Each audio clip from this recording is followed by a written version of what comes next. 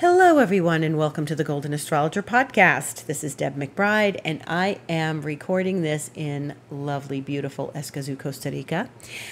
And today is Sunday, the 18th of August in the year 2024.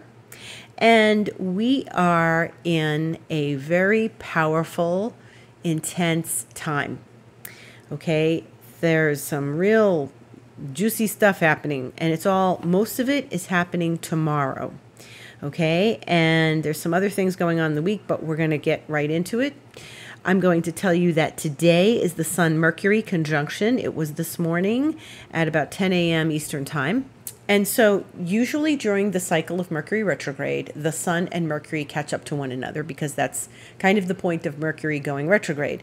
And so in this experience of retrograde Mercury, we do get this moment of Sun and Mercury together.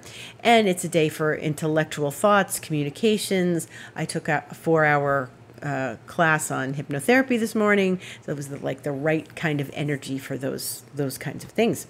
So you want to be learning, you want to be communicating, you want to have conversations, you want to be writing, journaling, speaking, all those good things. Even if it's Mercury retrograde, it's still, the show goes on, right? And so it's a very interesting time because Mercury is not just conjuncting the Sun, but Mercury is squaring Uranus, which happened earlier today. So that was like 5:47 a.m. Eastern Time. Now, Mercury square Uranus is like, boom, ideas, thoughts, achievements, brilliant epiphanies, things that come forward in a powerful way. And, because Mercury and Uranus are working together, and Uranus is the higher octave of Mercury because it's a very, the inner planets have higher octaves, like the Mercury, Venus, Mars is Uranus, Neptune, Pluto. And so Mercury and Uranus together in a square, it's a challenge. It blows our mind in some ways. It brings new ideas in. It gives us synchronicities. I had one such synchronicity last night. I was reading my alchemy cards, and I got Chiron as one of the cards. And I was sitting there looking at something, and just then I looked up at the window, and I saw in my house this moth, this big green moth. And I looked up the identification of the moth. I have an app for that, and it's called a leafy sphinx. And I put this whole story on Instagram, so if you want to go to the Golden Astrologer on Instagram, you'll see the story, but I'll give a little more detail now. What happened was that the Latin name for the moth is Xylophanes Chiron, and I got the Chiron card in my reading. And I'm like, what the heck is this? Oh my God. And I'm looking at this, and I'm reading it, and I'm going, oh, this can't be. I mean, this happened at the exact moment I threw these cards. Now, I had thrown the cards before about other things, and then I looked up, and just as I got the Chiron card, the reading was very, very much full of vitality and energy. And I then did a little more research, and Phanes, so it's Xylophanes Chiron. So Phanes is the Greek god who is the primordial being. The primordial being, golden, big, beautiful golden wings, and this being hatched from the cosmic egg that was the source of the universe. And Phanes personifies light emerging from chaos. And I was like, wait a minute. This is a creature with wings, and then part of the name is like talking about the golden wings. So whoever was this creature was named in 1771. So somebody knew their mythology, and someone decided to give it that name. And the images of Phanes in Greek mythology shows him hatching and surrounded by, the signs of the zodiac. So he's surrounded by the zodiac, and he had a snake coiled around him. So he's hatched with a snake coiled around him, which is also another symbol of vitality, and also the Asclepius, with the snake coiled around the wand. And that was part of the session, the reading as well. The center card had a snake coiled around a rose, and like the wand of Asclepius. And Chiron was the teacher for Asclepius. He was the teacher in healing, because Chiron was a healer. So this had a lot to do with healing, a lot of synchronicity.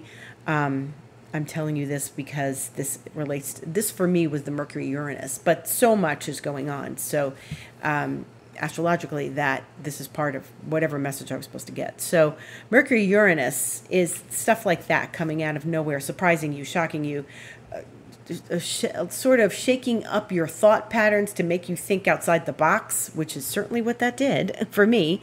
And then, so we know that if Mercury and the Sun are conjunct, and Mercury is squaring Uranus, then that means the Sun is squaring Uranus, and that's exactly what's happening as one of the aspects tomorrow, Monday the 19th. So 12:45 p.m. Eastern Time, the Sun squares Uranus. Now, there are 5 major aspects happening tomorrow. The Sun square Uranus is one of them. So tomorrow's a big, juicy day. The first thing is that, okay, so we're talking about the Sun. The Sun is in this dynamic with Uranus.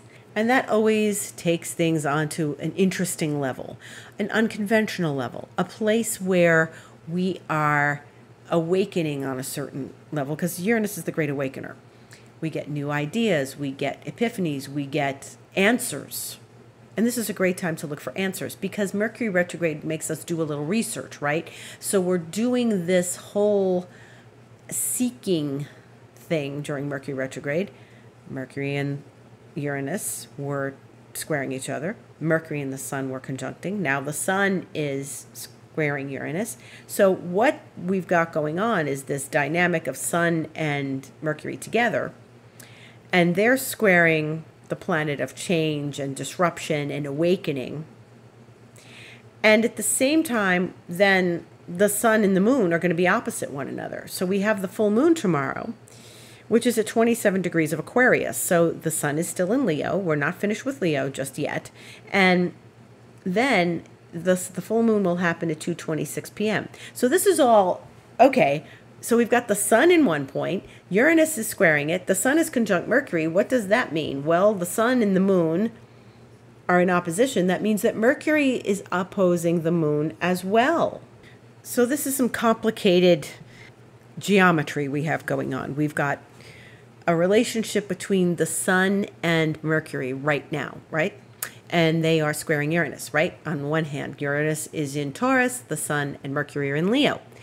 On the other side of this is the Moon in Aquarius. Now, Aquarius is the hot sign right now, right? Because of Pluto. And so we have Sun and Moon in opposition. That means Mercury and Moon are in opposition, and the Moon is in square to Uranus. So this is a T-square. It forms a T. There is a release into the sign of Scorpio, because nothing is in the sign of Scorpio right now. So we've got this arrangement between really 4 planets in this dynamic, where there's this full moon, which is a blue moon, because this is the 3rd full moon of a season. If there's 4 full moons in a season, the 3rd one is the blue moon. And there's really supposed to be 3 in a season because it's 3 months, but there's been an extra full moon in this. So here we are with the extra full moon, and it's a super moon. So much going on with that full moon. It's in Aquarius. The Sun is in Leo. This has been the dynamic. This is the first full moon in Aquarius with Pluto in Aquarius. Because last year, when the full moon was in Aquarius, which would be about this time of year, Pluto was already finished with its short run in Aquarius. So this is highly charged, because the moon already met with Pluto when it went into Aquarius yesterday, Saturday. Okay, 6:13 p.m. in Eastern Time. So now it's all puffed up from being with Pluto, and now it's in this dynamic with the Sun and Uranus. So this full moon is touching Uranus. Uranus is involved in this full moon. So that means this is a full moon with an extra twist of excitement and epiphany and opening of the mind, because Mercury is involved in the full moon as well. So this is a mind-shaking, opening experience, which I certainly had when I innocently read my cards last night. And I have to really go back and ponder all of this, because it's too many pieces of mythology plus speaking to me plus nature plus mythology and too many things talking to me. So I have to sit down and sort through this. What does it mean for my life? Now, in the meantime, yes, that's going on. Yes, so we have Sun, Mercury together, squaring Uranus, Sun, Mercury opposite the moon, which is squaring Uranus. So if your energy is restless, if you're not sleeping well, if you have like too many thoughts passing through your head at this time, this is perfectly normal for right now, okay? I highly recommend meditating. Highly recommend it. Sit down with yourself, do a meditation, do a couple of meditations, meditate a couple times a day, 15 minutes each. Take time to meditate during this. You may get some insights to problems. You may get some recognition of things. You may get some stuff that you really want to uncover, like solutions to problems. Go do some meditation. This is a great time for it, okay? Now, for all intents and purposes, yes, the full moon is pretty exact, but Sun and Uranus, they're already happening, right? Mercury, Uranus, we know what happened already. So they're already involved in this. And then we have Venus. Venus, who is in Virgo. Venus, who is squaring Jupiter tomorrow morning at 1:53 a.m. Eastern Time, which is going to be 11:53 my time tonight. Venus is squaring Jupiter. And then Venus is opposing Saturn. And so, remember what I've said before. Venus is opposing Saturn. Venus is squaring Jupiter. That means Jupiter and Saturn are squaring each other. Remember last week I said if A equals B and B equals C, then A equals C. So Venus is challenging Jupiter. Well, let's take this apart. Venus is the planet of love and beauty and money and all those good things, and she's challenging Jupiter, the planet of expansion. They can get overindulgent together. It's like, yeah, let's go eat some big dishes of ice cream. Let's go spend money. Let's go do some wild stuff. Let's go party. Okay?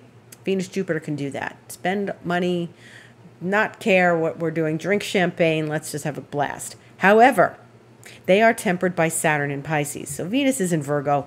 She's going to do clean, fun things. Let's have vegan ice cream. Let's go get like a gluten-free pizza. Let's, buy things that are necessary for the house, but we might spend a lot of money on them, right? Right. But we're getting Saturn as part of this. Saturn is part of the picture, which means that's going to temper everything. It means, I'm not spending that much money on that. Yeah, I want this for this super powered vacuum cleaner for my house. No, I'm not spending that kind of money for it. Maybe I'll only have one scoop of vegan ice cream instead of 3, and et cetera, et cetera. You know what I'm saying. So Saturn is going to come in and sort of temper all of that. But Jupiter and Saturn are squaring. And this is part of a longer term story that I talked about last week and that we are involved in. And it's kind of exciting, but wherever there's Saturn, there's work to be done. Wherever there's Jupiter, there's, opening your mind, opening your heart, opening your life, expanding yourself.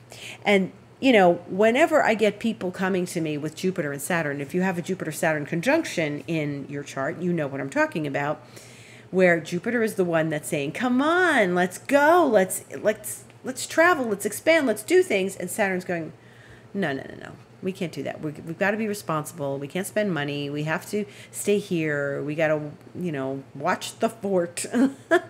Mind who's minding the fort.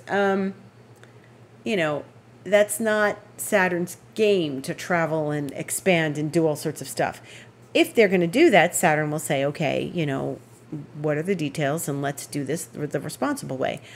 Jupiter and Saturn are bringing us varying pictures of life right now. Jupiter's edging us, come on, let's go. Saturn's saying, no, let's stay. There are times when we want to expand, and Saturn is saying, we can't do that right now. So when Jupiter and Saturn met in Aquarius, where there's a full moon tomorrow, Saturn and Jupiter were together at the end of 2020 in Aquarius, December 21st or so. And I talked about this last week, but, people have since asked me, well, I don't remember what I was doing, or, I don't remember something specific. Now, maybe not specific. December 21st, 2020. Yeah, we were all outside looking at Jupiter, Saturn. That's what I remember specifically from that day. Because you could see them together in the sky, because you could see them with the naked eye, right? So we're standing there outside, and it was a beautiful night because December's beautiful here. And we were looking at Jupiter and Saturn. It was just fantastic. It was just gorgeous. And they were together in the sky, and you don't get to see this very often, and I don't think I looked for them or I could see them in the year 2000. But in 2020 we saw them, and it was beautiful. So it was special. This is like rare. They only get together once every 20 years. That's the specifics of what I remember from that day, but I also remember other things going on. There were cycles that started at that time. There were great big cycles in the world, and then there were great big cycles in our lives as well. And they may be at the beginning of a story for you that you are so used to living at this point that maybe you don't recognize the entry point of the story. What was going on in those months around that? Remember the end of 2020, we had been through the first year of COVID. So what was happening for you?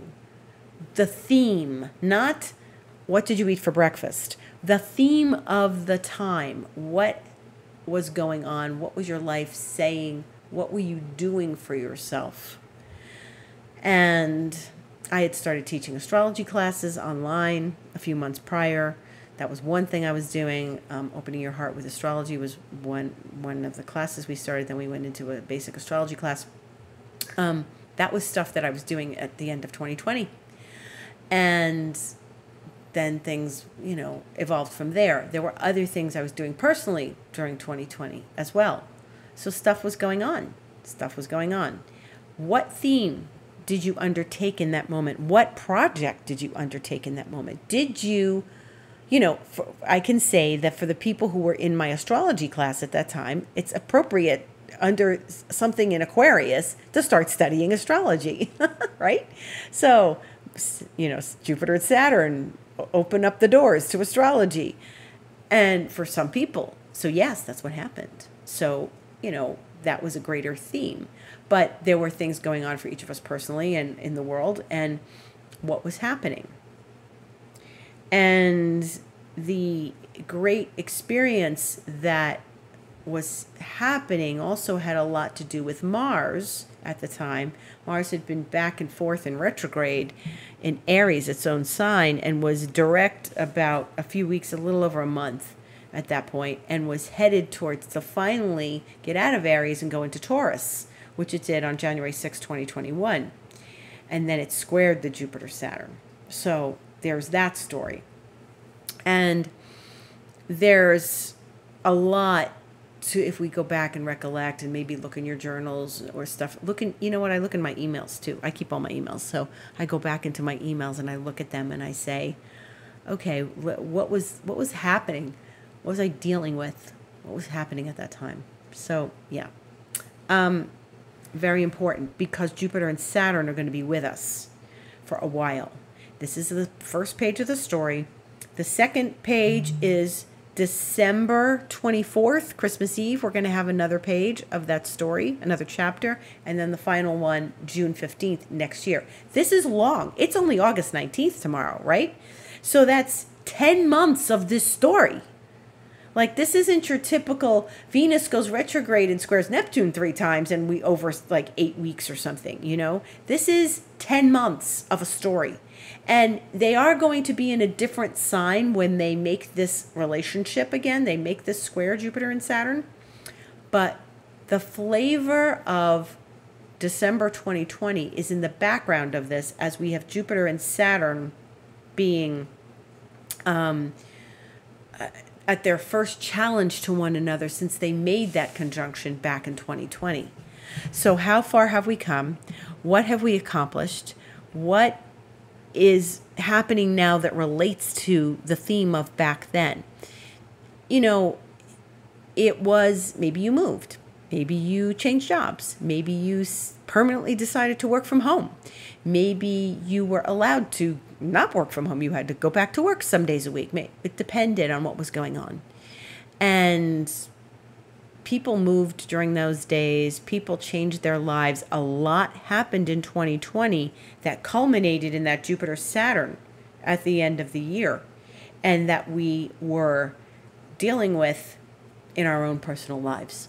In this moment, Venus will be wrapped up in Jupiter and Saturn tomorrow. So it's not just, it's a new factor. It's not just, oh, what happened in 2020 and what's happening now. Venus is now shining some light in this.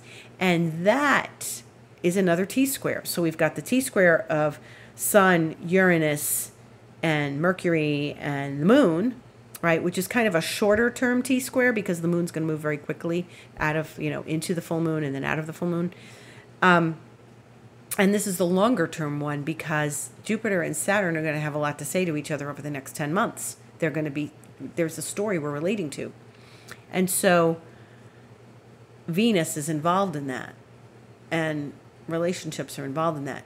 My deepest instinct about Jupiter and Saturn is that there's something where we need to take the risk, where we need to take the steps forward, and our fears and anxiety and our lack of belief, Saturn in Pisces, is what's stopping us. So where do you need to fully believe in yourself, fully believe that you can do something, fully believe you can communicate the details you need to communicate? Jupiter is in Gemini. And Saturn is saying, but what if I can't? I wrote on Instagram a few weeks ago, but what if I can't is no longer an option. We have to step forward, and with responsibility and a certain amount of caution. That is what Saturn's saying. But Saturn's not saying don't do it, because there's always Jupiter. When there's a square, there's always this dynamic of maybe choosing one thing over the other. Like when there's a T-square, especially, we're dealing with an opposition, and then there's a square from the opposition to this other planet, and each planet in the opposition is squaring the other planet. And so you can't lean too hard on one leg of the T-square. Imagine if you have a table with 3 legs. What happens? There's one end that does not have a balance. You have to balance this. The energy from this T-square exits in Sagittarius. So Scorpio and Sagittarius are the places where things are happening. And that's where the energy is exiting from those 2 T-squares, where it's where the pressure gets released.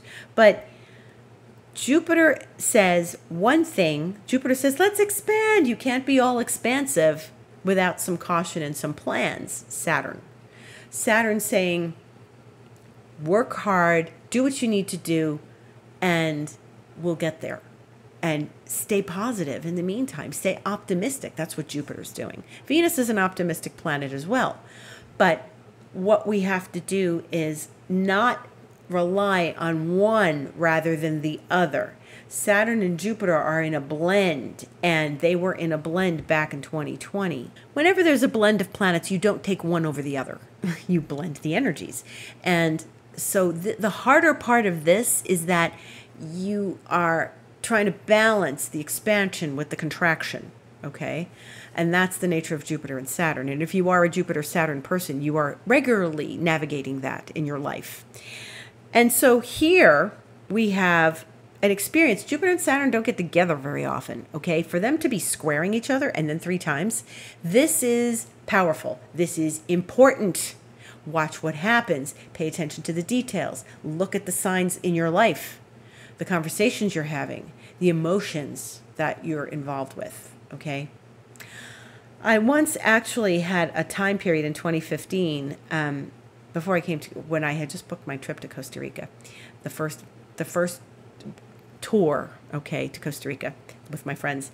And I saw Jupiter and Venus in the sky one Saturday night through a telescope at Lincoln Center in New York. And then a week later, I saw Saturn through the telescope in New York. So they have a special place in my life, the 3 of them together, because I saw it. When do you see all 3 of those planets together? Like so in telescopes, one right after the other. Not often. Jupiter and Saturn don't get together very often, and they are giving us a special message. And so please, pay attention, connect with the energy, work with the balance of expansion and contraction, work with the balance of staying optimistic and cautiously so, okay? Work with, not allowing yourself to bum out with Saturn and not allowing yourself to be, I'll think about it tomorrow with Jupiter, We pay attention and we blend the energies and we balance everything. And that's a lot of what astrology requires from us. Tomorrow is going to be a particularly hot day when we've got 2 T-squares going on, very potent T-squares. And it's asking us to stay in balance. So do what you need to do for yourself to stay in balance. Of course, meditation has my vote. If it's yoga, if it's exercise is a really good thing, especially when Uranus is involved in one of the T-squares. Uranus is involved. Jupiter's involved. This is exuberant energy. Okay, so we really need to pay attention to our energy and not using it all up. Your energy is an asset. Take good care of it. Don't use it all up in one place. Don't use it all up getting anxious. Don't use it all up getting excitable. Don't use it all up being restless. Take some steps, do some constructive things, have good meetings with people, do good projects, okay? When the moon is in that full moon position, tomorrow afternoon Eastern Time, 2:26 p.m., it then goes void. A void moon in Aquarius, and you know what void moons are, right? We haven't talked about them in a little while.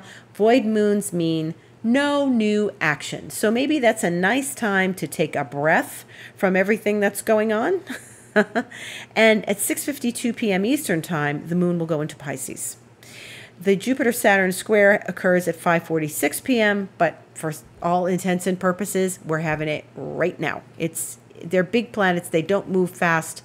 They are squaring each other now. They've been for days, for like the last week or so.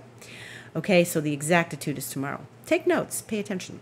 There are other things going on tomorrow. On Wednesday, the 21st, was the last day of the sun's journey through the sign of Leo for this year. And so it will make the inconjunct, that's that needling aspect I talk about, at 5:29 p.m. to Neptune on the 21st. Okay, so there's this experience of sun to Neptune, and then the sun will go into Virgo on the 22nd. So Leo season will be over when the sun enters Virgo, 10:55 a.m. Eastern Time on Thursday the 22nd. And then we have a whole new season. And the sun is in the sign of Virgo. And it's ruled by Mercury, which is retrograde. So now the sun will be in Mercury's sign, and Mercury is in Leo. It'll be in the sun's sign. So we have what we call a mutual reception. And that mutual reception means there's still this dynamic between the sun and Mercury as we have today when they are conjunct, right? So we're having information is coming to us. Information is here. Information is arriving on our doorsteps. What we do with the information is up to us, right? So we start Virgo season on Thursday, the 22nd. On the same day, Venus in Virgo will square Mars in Gemini. Mars just comes fresh from conjuncting with Jupiter, which it did in Wednesday this past week. And so we've got this dynamic between the feminine and the masculine principles, not male and female, feminine, masculine polarities. That's what Venus and Mars indicate. And they are always in everyone's chart. Nobody has Venus without Mars or Mars without Venus. Everybody's got both. So we both have a dose of stepping forward and taking action with Mars and being in the softer receptive place with Venus. And they are at a square, a challenge on the 22nd, and they are doing something they don't do very often. This is not something that happens a couple times a year. So look at your energies. Look at, again, pay attention to your relationship dynamics, how you're asserting yourself. And this is, again, we're blending the Venus and the Mars. Where should I step forward? Where should I receive? Where should I assert? Where should I step back and perhaps wait a little bit? Where should I balance the Venus, the Mars? Venus loves luxury. Mars loves action. Venus loves sensitivity and beautiful things. Mars doesn't spend a whole lot of time with beauty. It wants to move forward. Where do I want to move forward? But then perhaps should not be aggressive. Okay? Mars is in Gemini. It's like got lots of ideas and thinking and thinking and thinking. Venus is in Virgo. She's a little more reserved. It's not her favorite place in the zodiac. And both of them are ruled by Mercury. Again, a retrograde Mercury. Mercury is a subtle player in the dynamics of this week. It's not obvious, but he is behind the scenes talking. He's talking during, the whole full moon experience with Uranus and the sun and the moon. And he's talking when the sun goes into Virgo and he and the sun are in mutual reception. That means they've done the apartment key exchange. They're living in each other's houses. And, there's more communicative dynamics then. He's behind the scenes of the Venus-Mars square because they're both Mercury-ruled signs. We've got still, till the 28th, till Mercury goes direct. Okay, so we've got some learning to do, some experiences to digest, some information we need to process. Okay. Then we get to Friday the 23rd, and Mercury is making a nice sextile to Mars. Mars being in Mercury's sign. So that's going to be 12:31 a.m. Eastern Time, Saturday morning. And it's Friday night in my region of the world and in the Pacific time zone. And that means a nice fluid dynamic of communication between, where we want to assert ourselves again, and where we have ideas, and where we want to create something new again. And then Venus is going to have a discussion with Chiron also on Friday the 23rd. And that is Venus in Virgo having an inconjunct aspect with Chiron in Aries. So she's, just having a discussion about what's going on in her relationships and where she wants to heal her wounds. And that's our week. There's other stuff, there's other little things the moon is going to be doing, sextiling Jupiter, opposing Venus, getting involved in stuff, it's a dynamic week. And so it's exciting. Use the energy wisely. Take control of your life. Take the steps forward. Don't let Saturn rain on your parade. Okay? Don't let Saturn stop the optimism. Stop the positivity. Stop, I think I can. Don't let Saturn get in the way of that. If you think you can, you can. And my mother used to say, where there's a will, there's a way, right? We just need to navigate through it. And we have to pay attention. Yeah, we have to do the, crossing of the T's and the dotting of the I's. That's what Saturn wants. But we have to make sure we take responsibility and not rush into things, but also stay optimistic. This may be a little complicated for each of us. It may require us transcending a lot of Saturn's pessimism, okay? Uranus is there to help us do that as well. Uranus is always good about transcending Saturn because it's an outer planet. The three outer planets help us transcend Saturn.